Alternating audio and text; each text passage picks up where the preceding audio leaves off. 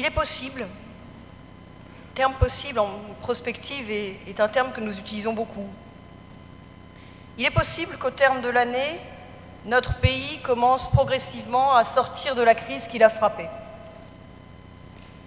Il est possible que nous cessions de creuser notre dette, il est possible encore que notre économie retrouve du souffle, il est possible enfin que la croissance reparte, mais rien, je crois et je l'espère, rien ne sera plus comme avant.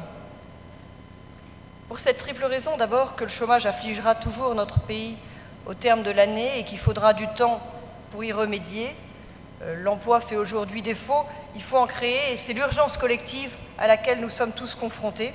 Et du coup, se réjouir aujourd'hui, comme le font certains, d'une embellie financière, en se croyant sortis d'affaires, serait évidemment une erreur grossière. Et une erreur d'autant plus grossière que nous devons tirer les leçons de cette crise. Les années 2008 et 2009 ont infligé à nos modes de vie, nos modes de croissance, un désaveu que nous devons comprendre. C'est un des enjeux de la prospective pour l'année 2010, réfléchir à la réforme de nos modes de consommation, par exemple, et trouver des modèles de développement durable, des modèles de sobriété. J'ai utilisé le mot en d'autres lieux. Voilà en quoi consiste la prospective. Alors ce sera en 2010 une prospective à horizon proche. Une prospective à la mesure de l'urgence sociale et de l'urgence économique, en nous intéressant par exemple à l'avenir de la protection sociale ou encore aux nouvelles mobilités. Des enjeux sociaux qui nous conduisent à former pour notre pays et pour l'Europe, c'est-à-dire encore une fois pour nous-mêmes, des vœux de rétablissement et des vœux d'initiative, puisque nous sommes à un tournant, et c'est vraiment aujourd'hui que nous devons le prendre. Et j'en viens au numérique, puisque ce tournant, il est certain que nos sociétés le prendront en tirant un profit considérable des nouvelles technologies qui bouleversent nos modes de vie, de consommation, de travail, qui bouleversent également nos industries et nos services, et vous êtes nombreux aujourd'hui à pouvoir en témoigner. Nouvelles technologies qui relèvent toutes, peu ou prou, du numérique. Et le numérique va avoir en 2010 une actualité considérable. Alors on a bien sûr quelques travaux en cours. Beaucoup parmi vous m'en entretiennent régulièrement. Je pense à la couverture en haut débit, à la métamorphose numérique de la télévision, au développement de la téléphonie mobile, l'Internet haut débit, bientôt très haut débit, la télévision numérique, la téléphonie mobile, tout ça ont en commun d'être d'usage massif. Je pense aux médias de masse qui sont aujourd'hui numériques, là aussi plusieurs parmi vous pourraient en témoigner, tout comme d'ailleurs la majorité des moyens de communication les plus ordinaires. L'année dernière et cette année resteront probablement dans l'histoire comme les années qui auront connu le pic de cette transformation collective qu'accompagne et qu'engendre le numérique. Je ne vais pas vous infliger une dissertation philosophique à l'heure du déjeuner à côté du buffet, parce que ça, c'est pas jouable. Mais tout de même, vous dire un mot, car je suis de ceux qui pensent, et je crois beaucoup parmi vous, que la technologie n'emporte pas de valeur morale en tant que telle. Elle est ni bonne ni mauvaise. Tout dépend de ce qu'on en fait. Tout dépend de nous. Rien de diabolique et rien d'angélique non plus. Pourquoi je vous en parle? Parce que nous sommes en train de nous doter collectivement de technologies qui transforment considérablement et massivement nos existences. Et les débats sur le numérique et sur ses applications sont nombreux aujourd'hui.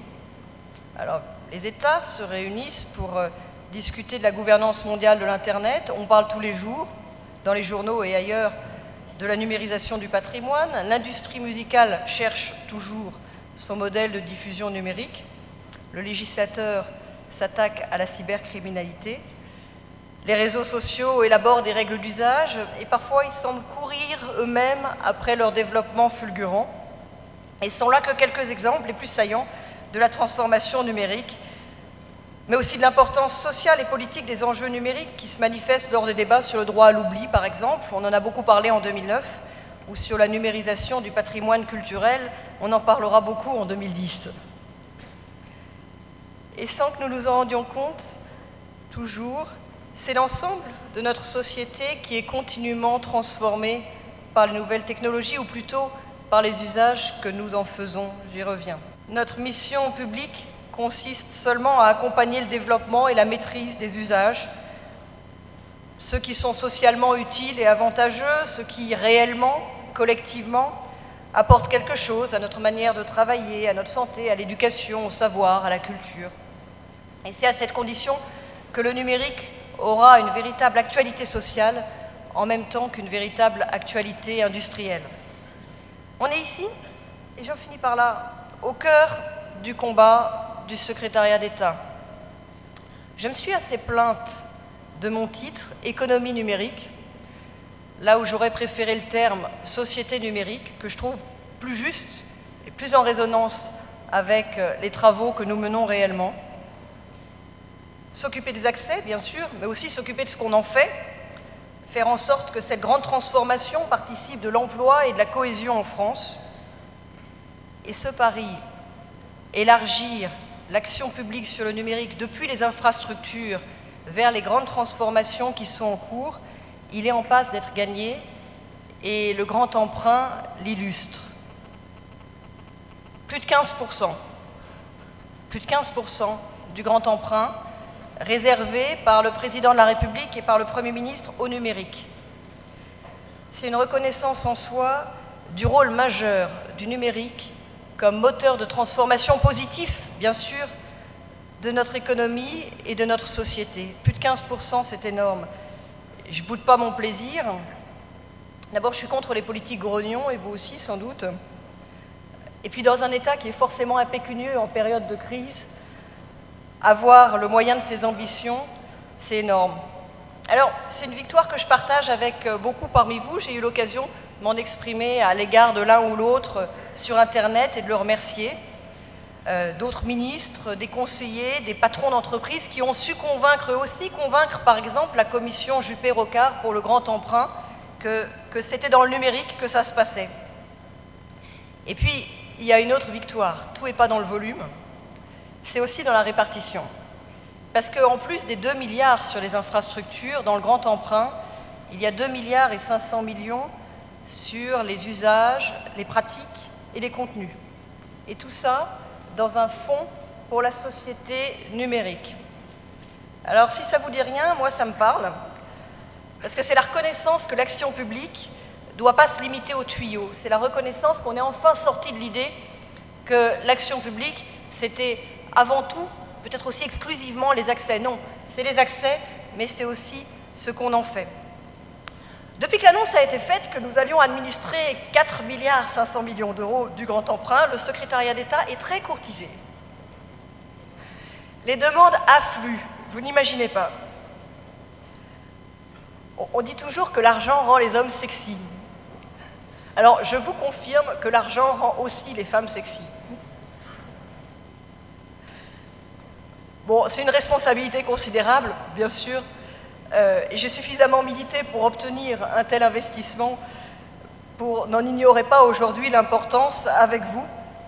Le bon usage, tout simplement, des 4 milliards 500 millions d'euros auxquels j'associerai l'ensemble des autres ministères sera notre mission de l'année, tous ensemble.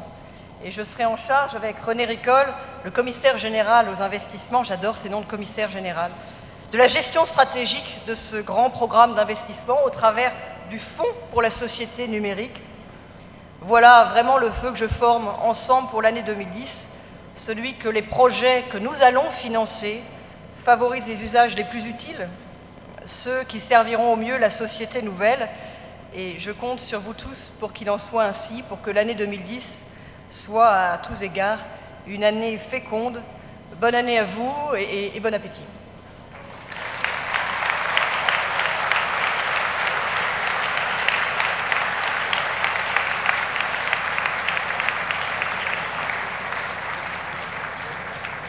Eh bien, allons-y, je vous fais une...